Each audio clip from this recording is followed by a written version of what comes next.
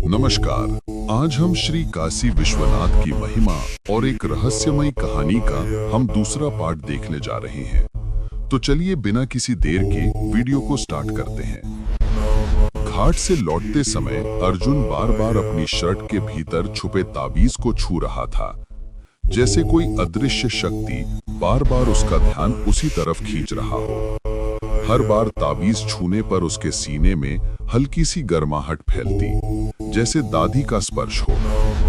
कांपता हुआ भय अर्जुन धीमे हिचकते स्वर में खुद से बोलता है, दादी, आप सच में मेरे साथ हैं या ये सिर्फ मेरा डर है? काशी की गलियां संकरी थीं। वो हमेशा कुछ न कुछ चहल पहल रहता था, पर आज उनमें एक अलग तरह की चुप्पी घुली हुई थी। दीवारों पर जटिल छायाएं फिसल रही थीं। उन छायाओं का आकार कभी छोटा होता तो कभी अचानक लंबा। अर्जुन बार बार मुड़कर देखता। कोई था तो नहीं, पर एहसास लगातार था कि कोई उसका पीछा कर रहा है।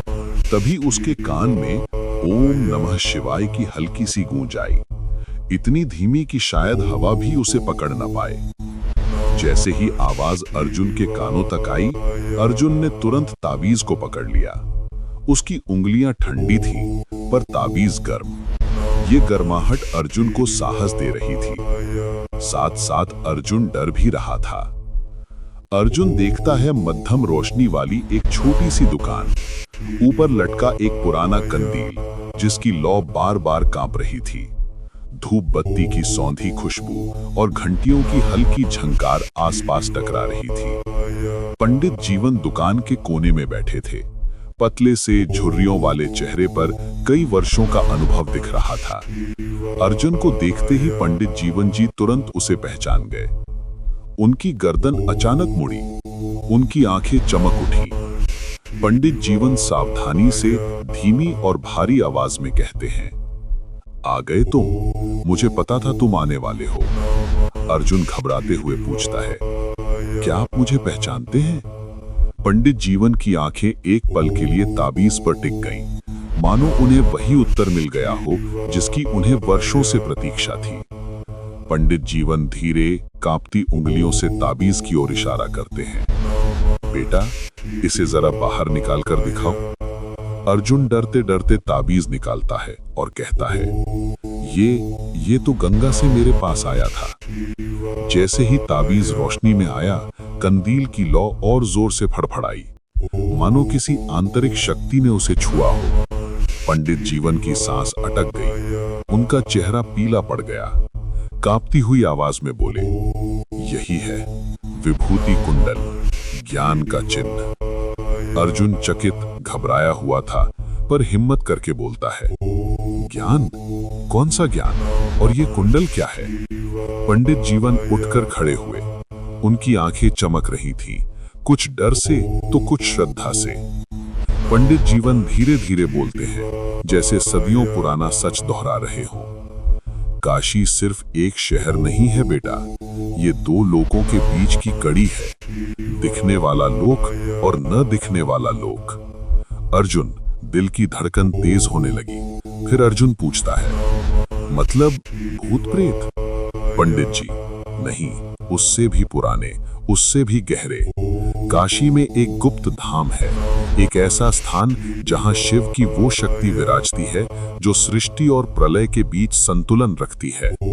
अर्जुन कांपती आवाज में पूछता है, और ये ताबीज? पंडित जी, ये विभूति कुंडल है, अनाहद समुदाय का, वही समुदाय जो उस गुप्त धाम की रक्षा करता था। अनाहद? पर इसका दादी और मेरे से क्या संबंध? पंडित जी ठंडी सांस लेते हुए कहते हैं, तुम्हारी दादी शांति देवी, वो भी अनाहद की सदस्य थी।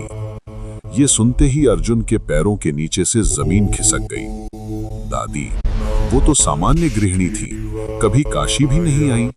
पंडित जी, शांति देवी साधारण नहीं थी बेटा, उन्होंने वो सेवा की है जिसकी कल्पना भी सामान्य लोग नहीं कर सकते, और उनकी मौत भी सामान्य नहीं थी। मतलब कोई दादी के मौत के पीछे था? पंडित जी सिर झुकाते हुए कहते हैं, हाँ, उन्हें उस कुंडल की वजह से मारा गया। अर्जुन, कौन? कौन कर सकता है ऐसा?